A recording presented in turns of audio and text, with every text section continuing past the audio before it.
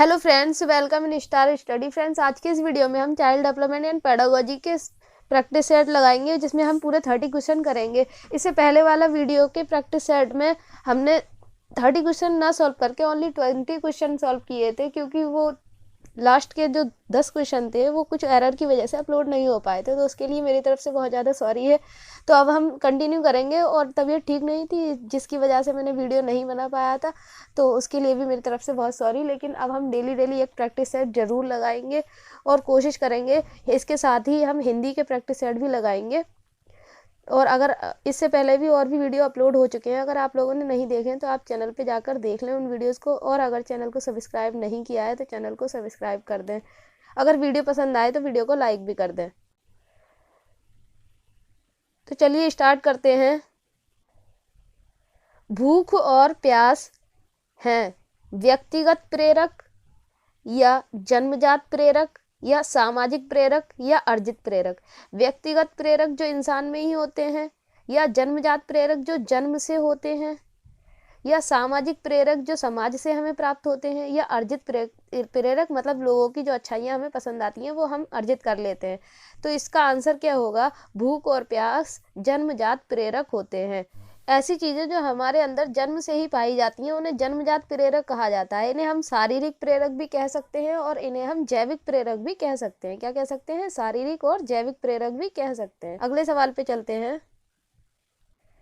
कक्षा कक्ष में शिक्षक व विद्यार्थियों के मध्य संप्रेषण होना चाहिए। मतलब टीचर और स्टूडेंट के बीच कैसी बातचीत होनी चाहिए? पाठ्य पुस्तक केंद्रित या विद्यार्थी केंद्रित या शिक्षक केंद्रित या उद्देश्य केंद्रित?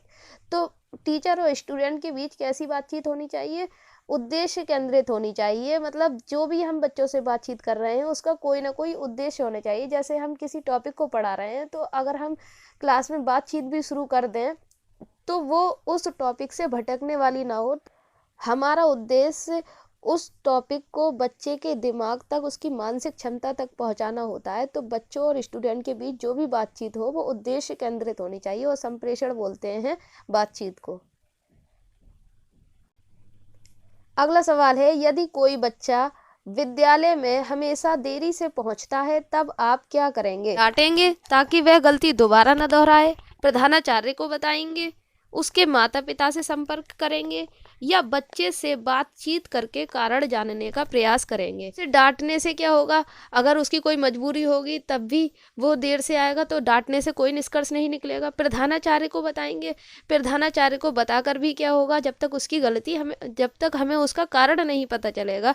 उसके माता पिता से संपर्क करेंगे, ये तो हम बाद में जानेंगे। पहले हम बच्चे से ही पूछेंगे कि उसकी क्या मजबूरी रहती है कि वो देर से विद्यालय आता है। तो इसका ऑप्शन सही हो जाएगा, बच्चे से बातचीत करके उसका कारण जानने की कोशिश करेंगे। अगर उसका कोई सॉल्यूशन निकलता है उसका सॉल्यूशन निकालेंगे, और बच्चे को टाइम पे स्कूल आने में उसकी मदद कर सकेंगे अगर हमें कारण पता होगा तो। अगले सवाल करते हैं। वर्तमान समय में शिक्षा का सबसे उपयुक्त उपागम कौन सा है?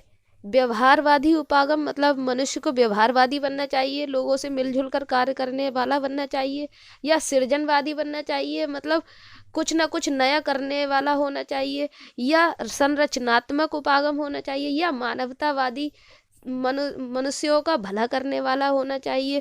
तो इसमें से क्या होगा? वर्तमान समय की बात कर रहा है। वर्तमान समय में कंपटीशन इतना ज़्यादा हाई हो चुका है कि सिर्फ व्यवहारवादी और मानवतावादी बनने से कुछ नहीं होगा। जब तक तुम्हें कुछ नया करने की तुम्हारे अंदर कोई कला नहीं होगी तब तक तुम अपनी जीविका नहीं चला सकते। इसीलिए मनुष्य को आज के टाइम पर सृजनवादी होना चाहिए।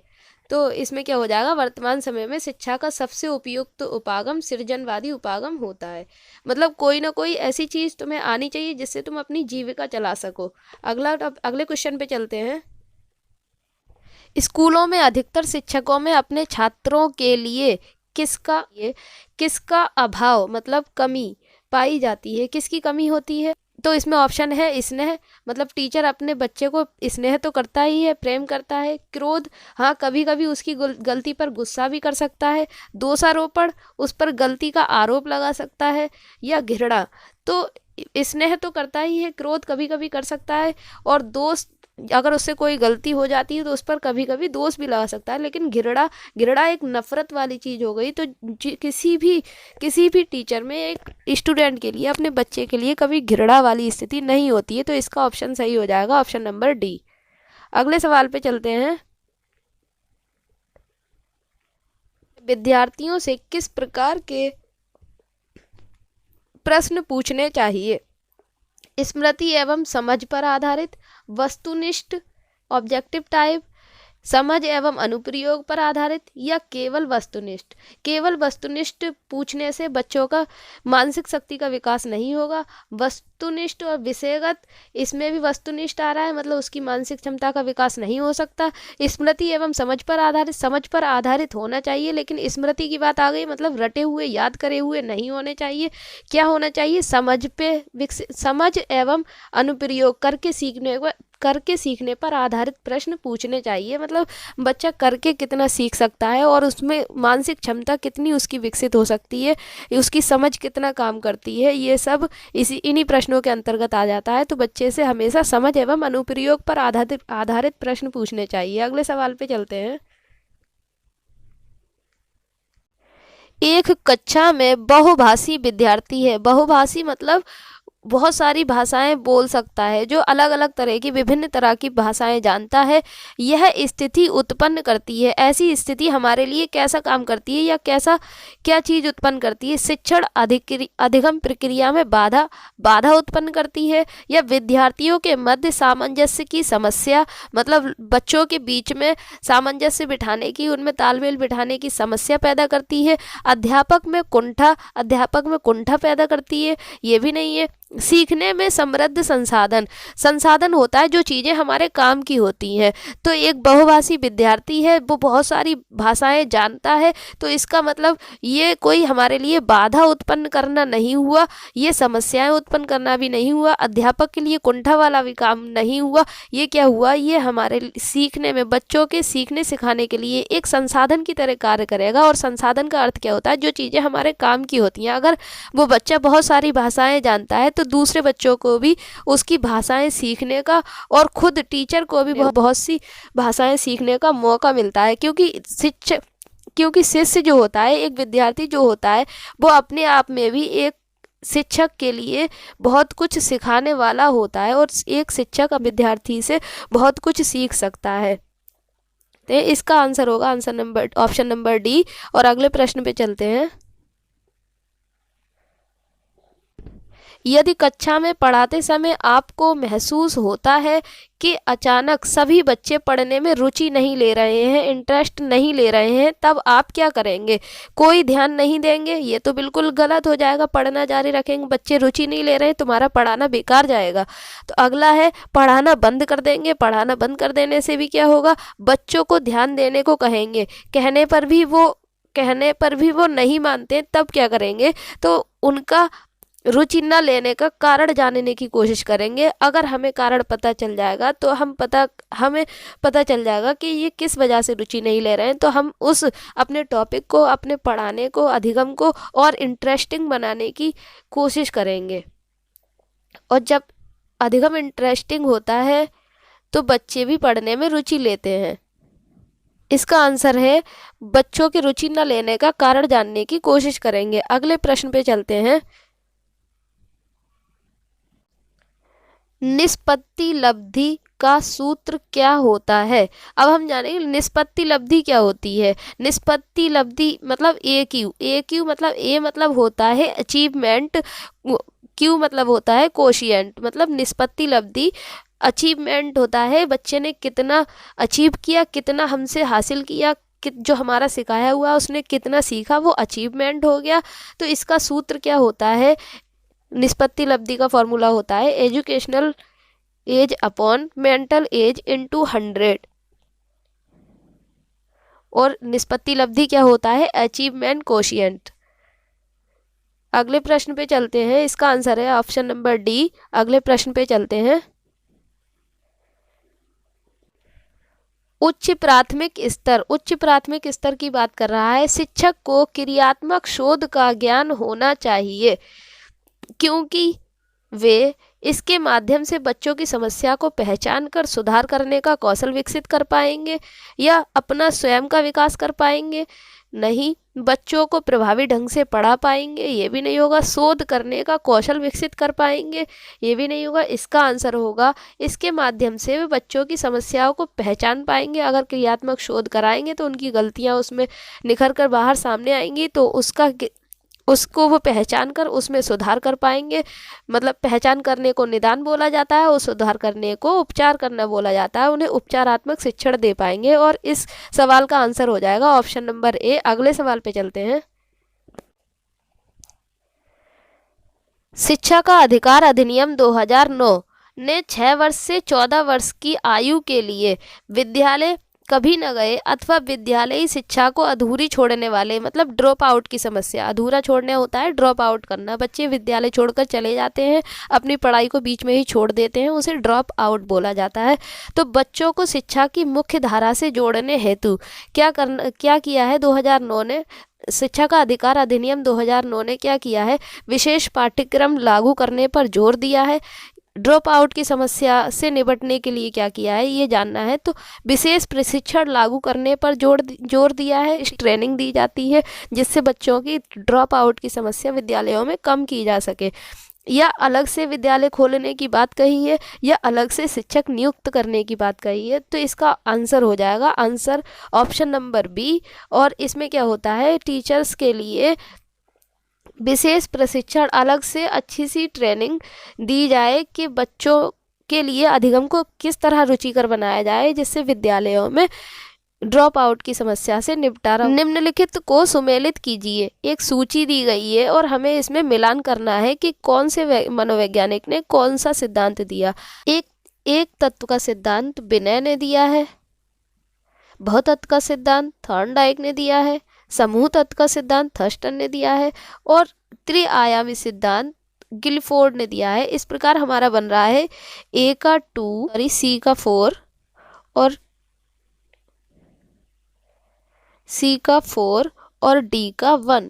और इसमें कोई भी ऑप्शन ऐसा हमारे जैसा मिलता हुआ नहीं है, मतलब इसमें कोई भी आंसर ठीक नहीं है और ये हमारा सही है। एक तत्व का सिद्धांत बिनय ने दिया था, समूह तत्व का सिद्धांत थर्स्टन ने दिया था, बहुतत्व का सिद्धांत थॉर्नडाइक ने दिया था और त्रिआयामी सिद्धांत, बुद्धि का त्रिआयामी सिद्धांत गिलफोर्ड ने दिया था।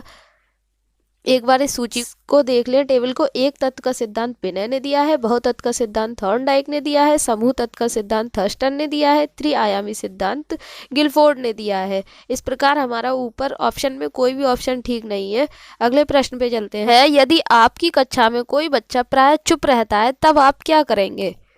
तो इसमें है उसकी ओर कोई ध्यान नहीं देंगे, ये तो गलत हो जाएगा। उसको किसी मनोवैज्ञानिक के पास ले जाएंगे? नहीं।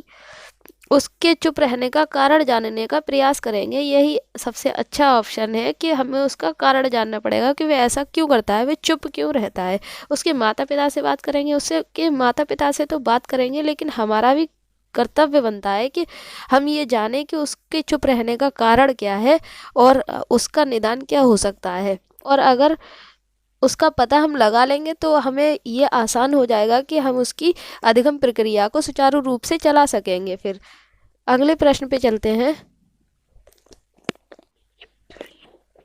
सतत एवं व्यापक मूल्यांकन से क्या तात्पर्य है? सतत और व्यापक मूल्यांकन का क्या अर्थ होता है? सीधी सी भाषा में समझ लें।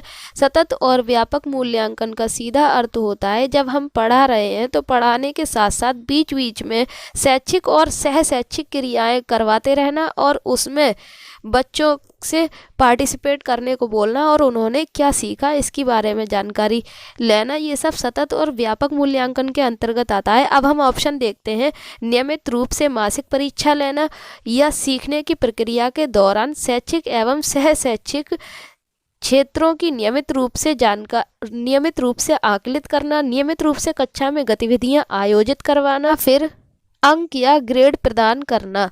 तो इसमें क्या हो जाएगा? सीखने की प्रक्रिया के दौरान, मतलब अधिगम प्रक्रिया के दौरान ही शैक्षिक और सह शैक्षिक, जैसे भ्रमण होता है, जब हम उनको घुमाते हैं कहीं घुमाने ले जाते हैं, टूर वगैरह पर ले जाते हैं, तो ये सह शैक्षिक क्रिया में आ जाता है। तो उससे उसने क्या सीखा है, और शैक्षिक वो हो गया, हम उसका टेस्ट वगैरह बीच बीच में मंथली लेते रहें तो ये शैक्षिक प्रक्रिया कहा जाएगा। तो उसने शैक्षिक और सह शैक्षिक क्रियाओं में नियमित रूप से आकलन करने को ही सतत एवं व्यापक मूल्यांकन कहा जाता है। अगले प्रश्न पे चलते हैं। अगर वीडियो पसंद आ रहा हो तो वीडियो को लाइक कर दें और अब ज़रूर अपने फ्रेंड्स में शेयर कर दें। अगला प्रश्न है, बालक केंद्रित या बाल केंद्रित शिक्षा के अंतर्गत क्या सम्मिलित नहीं है? क्या शामिल नहीं है? गृह कार्य प्रदान करना, या बालक को प्रश्न पूछने के लिए प्रेरित करना, बालक की झिझक खोलना, या उसको मोटिवेट करना। ये तो सबसे अच्छा ऑप्शन होता है हमारे लिए। बालक के अनुभव को प्राथमिकता देना, उसने जो भी सीखा है उसको प्राथमिकता देना और वो करके दिखा सके, इसके लिए प्रेरित करना। बालक की सृजनात्मकता को बढ़ावा देना, वो क्या क्या नई चीज़ों का सृजन कर सकता है, वो अपनी बुद्धि कितनी इस्तेमाल कर लेता है, ये भी हमारे बाल केंद्रित शिक्षा के अंतर्गत आता है। लेकिन गृह कार्य देना, सिर्फ गृह कार्य देना, ये बाल केंद्रित शिक्षा के अंतर्गत नहीं आता है। तो ऑप्शन नंबर ए इसका सही हो जाएगा। अगले प्रश्न पे चलते हैं। प्रतिभाशाली बालक वह है जो अपने उत्पादन की मात्रा, दर, गुणवत्ता में विशिष्ट होता है। यह कथन किसने दिया है? टर्मन एवं ओडन ने, केरल एवं मार्टिसन ने, R.W. टेलर ने। तो इसका आंसर है R.W. टेलर ने कहा है कि प्रतिभाशाली बालक वो होता है जो अपने उत्पादन की मात्रा, गुणवत्ता में विशिष्ट होता है। अगले प्रश्न में चलते हैं। बच्चों के सीखने सिखाने यानी कि अधिगम प्रक्रिया के दौरान वे उस कार्य को किस प्रकार कर रहे हैं, जैसे उनको जो सिखाया जा रहा है वो उस कार्य को किस प्रकार कर रहे हैं, इसकी जानकारी उन्हें कार्य समाप्त होने के बाद देनी चाहिए, या कार्य करते समय सतत रूप से देनी चाहिए, या कार्य के बीच में एक बार देनी चाहिए, या इनमें से किसी की कोई आवश्यकता नहीं है। तो इसका आंसर क्या होगा? कार्य को करते समय सतत रूप से दी जाने चाहिए, ताकि बच्चा जब जो गलतियां कर रहा है वो अपनी गलतियों में सुधार कर सके। तो कार्य को करते समय ही तो देंगे, तभी तो वो अपनी गलतियों में सुधार कर सकेगा। तो इसका आंसर हो जाएगा ऑप्शन नंबर बी। अगले प्रश्न पे चलते हैं। यदि आपकी कक्षा में कोई बच्चा अधिगम अक्षमता बोलते हैं लर्निंग डिसेबिलिटी को, मतलब बच्चे के सीखने में कमी जो होती है, वो नहीं सीख पाता है, उसमें क्या कमी है, उन्हें अधिगम अक्षमता बोलते हैं। जैसे डिसकैलकुलिया होती है गणित न सीखने वाले बच्चों में, डिसग्राफिया होती है जिनके लिखने में कोई प्रॉब्लम होती है, डिसलेक्सिया होती है जिन बच्चों में पढ़ने संबंधी कोई विकार होता है, और अफेजिया होती है, बच्चा बातचीत करने में अक्षम होता है। तो ये सब लर्निंग डिसेबिलिटी होती हैं। तो अगर किसी बच्चे में कोई लर्निंग डिसेबिलिटी है तो आप क्या करेंगे, उसकी ओर कोई ध्यान नहीं देंगे, ये तो गलत हो जाएगा। उसकी अक्षमता किस प्रकार की है यह जानकर उसको सिखाने का प्रयास करेंगे, उसकी अतिरिक्त कक्षा लेंगे, उसकी बैठक व्यवस्था कक्षा के बुद्धिमान बच्चों के साथ कराएंगे।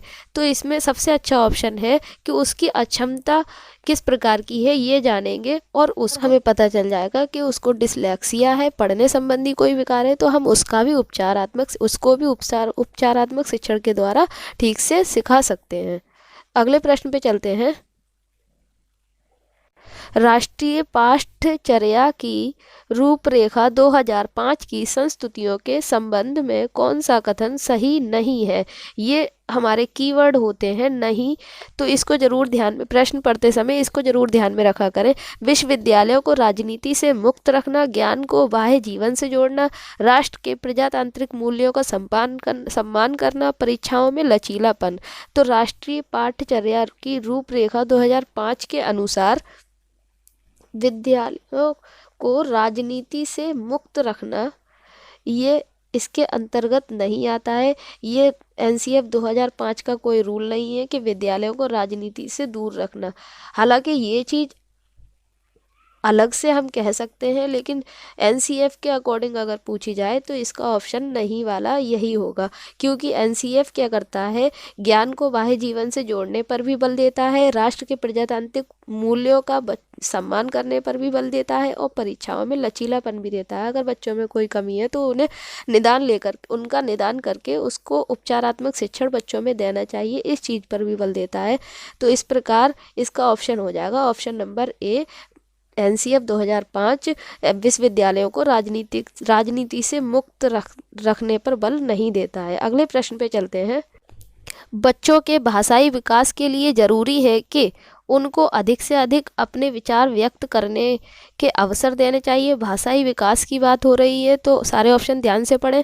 भाषाई कौशलों के विकास हेतु गतिविधियां आयोजित की जानी चाहिए। लिखना, पढ़ना, बोलना तथा सुनने का अभ्यास कराना चाहिए, या उपयुक्त सभी। तो इसका ऑप्शन क्या हो जाएगा, इसका आंसर हो जाएगा ऑप्शन नंबर डी, बच्चों को अधिक से अधिक विचार व्यक्त करने के मौके देने चाहिए, और भाषाई कौशल कंपटीशन वगैरह हो तो उनमें उनको पार्टिसिपेट करने के लिए उन्हें बढ़ावा देना चाहिए। लिखने, पढ़ने और बोलने और सुनने का अभ्यास कराना चाहिए। ये सभी ऑप्शन सही हो जाएंगे। कक्षा कक्ष में बैठक व्यवस्था कैसी होनी चाहिए, तो इसमें ऑप्शन है कक्षा कक्ष में कराई जा रही गतिविधियों के अनुरूप होनी चाहिए, या रोज एक जैसी होनी चाहिए, एक ही लाइन में बच्चों को बैठाना चाहिए, या इस प्रकार से हो कि वे एक दूसरे से बातचीत कर सकें। तो ये तो पहले ही गलत हो जाएगा, बातचीत कर सकें तो वो टीचर की कहाँ सुनेंगे, ना ही तुम्हारे टॉपिक पे आएंगे। एक ही लाइन में बच्चों को बैठाना चाहिए, ये भी गलत है। रोज एक जैसी भी नहीं होनी चाहिए, हमें कभी कोई और टॉपिक समझाना होता है तो जो बच्चों को जल्दी समझ में आ जाता है, कोई ऐसा टॉपिक होता है जो बच्चों को जल्दी समझ में नहीं आता है, कुछ बच्चों के आ जाता है और कुछ के नहीं आता है। तो कक्षा कक्ष में, क्लास में बैठक व्यवस्था कक्षा में कराई जा रही गतिविधियों के अनुरूप होने चाहिए। हम कैसा टॉपिक पढ़ा रहे हैं और किन बच्चों के देर से समझ में आता है तो उनको किधर बैठाना है, ये सब ध्यान में रख कर के बैठक व्यवस्था बनानी चाहिए। अगले प्रश्न पे चलते हैं। अंतर्वैयक्तिक बुद्धि से क्या तात्पर्य है? दो तरह की बुद्धि है, एक अंतर्वैयक्तिक, एक अंतर्वैयक्तिक। अंतर्वैयक्तिक में क्या होता है, बच्चा स्वयं की क्षमताओं और कमजोरियों की पहचान करता है, वो अंतर्वैयक्तिक में आता है। तो ये ऑप्शन तो पहले ही गलत हो जाएगा। दूसरों को अभिप्रेरित करने का कौशल, दूसरों को प्रेरित या मोटिवेट करने का कौशल, ये भी नहीं है। विभिन्न व्यक्तियों को समझने का कौशल, हाँ, दूसरों को समझने का कौशल अंतर्वैयक्तिक के अंतर्गत आता है। दूसरों के साथ बातचीत करने का कौशल, ये ऑप्शन भी नहीं होगा। मतलब जब हम दूसरों को समझने लगते हैं, दूसरे व्यक्तियों की बातचीत और भावनाओं को समझने लगते हैं, तो यह बुद्धि अंतर्वैयक्तिक बुद्धि के अंतर्गत आती है। और इसमें बच्चा विभिन्न परिस्थितियों को भी समझने लगता है। तो ये सब किसके अंतर्गत आता है? अंतर्वैयक्तिक बुद्धि के अंतर्गत आता है। अगले प्रश्न पे चलते हैं। वर्तमान समय में शिक्षक की भूमिका कैसी होनी चाहिए? ज्ञान देने वाले की, सुगमकर्ता की, मित्र की, या प्रबंधक की? तो हमें ये सब ध्यान में रखना चाहिए कि स्थिति के अनुसार शिक्षक की भूमिका बदलती रहती है। तो वर्तमान समय की बात होती है तो आज के टाइम पे टीचर की भूमिका सुगमकर्ता की होनी चाहिए। मतलब एक टीचर अपने बच्चे को इस प्रकार सिखाए कि बच्चा डरे भी ना और अपनी बात आसानी से टीचर के सामने रख सके, तो ये सुगमकर्ता के गुण के अंतर्गत आता है। तो वर्तमान समय में शिक्षक की भूमिका एक सुगमकर्ता की होनी चाहिए। अगले प्रश्न पे चलते हैं। आपको लगता है कि आपकी कक्षा में कुछ बच्चे बहुत तेज गति से सीख रहे हैं और कुछ बच्चे धीमी गति से सीखते हैं, तो इस परिस्थिति में आप क्या करेंगे? कुछ बच्चे तेजी से सीख रहे हैं और कुछ बच्चे धीमी गति से सीख रहे हैं, तो हमें क्या करना चाहिए? तो ये चीज़, तेजी से सीखने वाले बच्चों को हम एक संसाधन के रूप में कार्य ले सकते हैं ना। तो इसमें ऑप्शन है, तेज गति से सीखने वाले बच्चों को आगे बढ़ने देंगे तो बाकी बच्चे पीछे छूट जाएंगे। धीमी गति से सीखने वाले बच्चों पर कोई ध्यान नहीं देंगे, तो ये ऑप्शन भी गलत हो जाएगा। इस बात पर कोई ध्यान नहीं देंगे तो ये भी गलत हो जाएगा। तेज गति से सीखने वाले बच्चों की सहायता धीमी गति से सीखने वाले बच्चों को सिखाने हेतु लेंगे। अभी हमने बताया था, उनको जो तेज गति से सीख रहे हैं उनको संसाधन के रूप में लेंगे। संसाधन हमने अभी पिछले सवाल में संसाधन पीछे एक सवाल में बताया था कि संसाधन क्या होता है, जो चीज़ें हमारे काम की होती हैं उन्हें हम संसाधन कहते हैं। तो जो तेजी से बच्चे सीख रहे हैं उन्हें हम क्या करेंगे, जो धीमी गति से सीख रहे हैं उन बच्चों को सिखाने के लिए बोलेंगे। अगले प्रश्न पे चलते हैं। शिक्षण अधिगम प्रक्रिया एक अच्छा शिक्षक शिक्षण अधिगम प्रक्रिया की दृष्टि से एक अच्छा शिक्षक वह है जो, इसके ऑप्शन देखते हैं। कक्षा में बातचीत रोकने में सफल हो जाता है, ये कोई अच्छे टीचर का गुण नहीं हुआ। बातें करने वालों को दंडित करता है, बच्चों को दंडित करना तो एनसीएफ 2005 के अंतर्गत आता ही नहीं है। उदासीन होता है, ये भी गलत है। वो सोचता है कि बातचीत को सीखने के संसाधन के रूप में कैसे उपयोग किया जाए। अभी हमने बताया संसाधन क्या होता है, जो संसाधन जो हमारे काम की चीजें होती हैं उन्हें संसाधन, जिन चीजों को हम अपने काम में ले सकते हैं उन्हें संसाधन बोलते हैं। तो जो बच्चे बातचीत कर रहे हैं तो उस बातचीत का मोटिव कुछ ऐसा होना चाहिए जिससे हम बच्चों को कुछ ना कुछ सिखा सकें। तो इसका आंसर हो जाएगा, एक अच्छे टीचर में क्या गुण होना चाहिए, वो ये सोचता हो कि बातचीत को सीखने के संसाधन के रूप में कैसे उपयोग में लाया जा सके। Option number D. अगले प्रश्न पे चलते हैं। अगर वीडियो पसंद तो वीडियो को लाइक जरूर कर दें। प्रयोजना विधि के प्रतिपादक है, प्रयोजना विधि के प्रतिपादक कौन है, और प्रोजेक्ट विधि इसी को बोलते हैं। तो प्रोजेक्ट विधि किसने दी, तो इसका पहले सभी लोग इसको देख लें कि प्रोजेक्ट विधि की मूल अवधारणा जो थी जॉन ड्यूवी ने दी थी, और उनके ही शिष्य किलपैट्रिक ने इस विधि का प्रतिपादन दिया था। अवधारणा किसने दी थी, जॉन ड्यूवी ने, और प्रतिपादन किसने दिया था, किलपैट्रिक ने। तो हमारे प्रश्न में क्या पूछ रहा है कि प्रयोजना विधि के प्रतिपादक कौन है, तो यहाँ प्रयोजना विधि के प्रतिपादक किलपैट्रिक हो जाएंगे। और ये कौन है, जॉन ड्यूवी के शिष्य हैं। और जॉन ड्यूवी ने क्या दिया था, प्रयोजना विधि की अवधारणा दी थी। अगले प्रश्न पे चलते हैं। मूल्यांकन विधि के 3 महत्वपूर्ण बिंदु कौन कौन से हैं।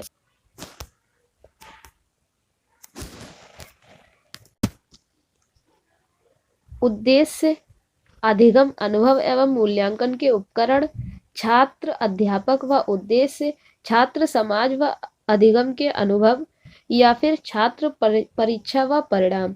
तो इसमें क्या हो जाएगा, इसमें ऑप्शन नंबर ए ठीक हो जाएगा। मूल्यांकन की प्रक्रिया के 3 महत्वपूर्ण बिंदु होते हैं, उद्देश्य, अधिगम, अनुभव और मूल्यांकन। मूल्यांकन ऐसी प्रक्रिया होती है जिसमें शिक्षक यह आकलन करता है कि उसके द्वारा जो सिखाया जा रहा है वो कितना सफल हो रहा है, बच्चा कितना सीख रहा है, वो मूल्यांकन प्रक्रिया होती है। और सतत एवं व्यापक मूल्यांकन क्या होता है, जो हम जो सिखा रहे हैं बच्चों को उसके साथ साथ बच्चों के टेस्ट वगैरह लेते रहना, शैक्षिक और सह शैक्षिक क्रियाओं में वो बच्चा कितना सीख रहा है, ये सब मूल्यांकन करते रहना सतत एवं व्यापक मूल्यांकन के अंतर्गत आता है। और इस क्वेश्चन का आंसर हो जाएगा ऑप्शन नंबर ए। अगले प्रश्न पे चलते हैं। कक्ष का वातावरण होना चाहिए शांत, अनुशासन से भरपूर, अनुशासन तो आता ही नहीं है कक्ष में, शोरगुल से भरा हुआ भी नहीं होना चाहिए, मित्रता पूर्ण होना चाहिए ताकि बच्चे अच्छी तरह से मिलजुल कर सीख सकें। अगले प्रश्न पे चलते हैं।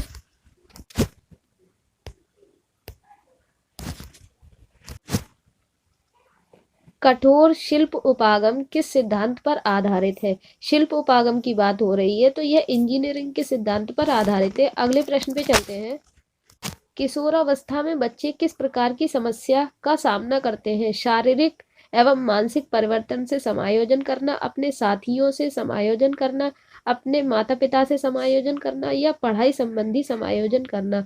यह बात तो सच है कि किशोरावस्था में बच्चे समायोजन बहुत करते हैं, तो लेकिन सबसे ज्यादा कौन सी समस्या का सामना करना पड़ता है उन्हें, शारीरिक एवं मानसिक परिवर्तन जो होते हैं किशोरावस्था में बालक में, तो उसे इनका ज्यादा सामना करना पड़ता है।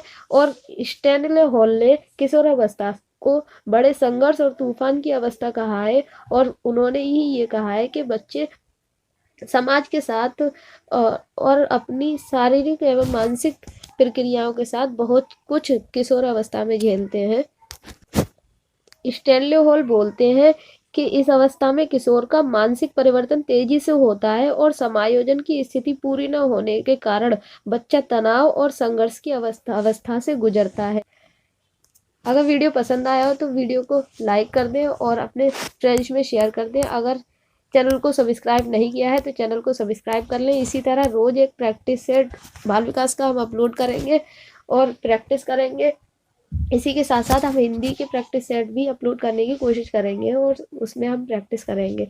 चलिए, आज की वीडियो में इतना ही। Thank you.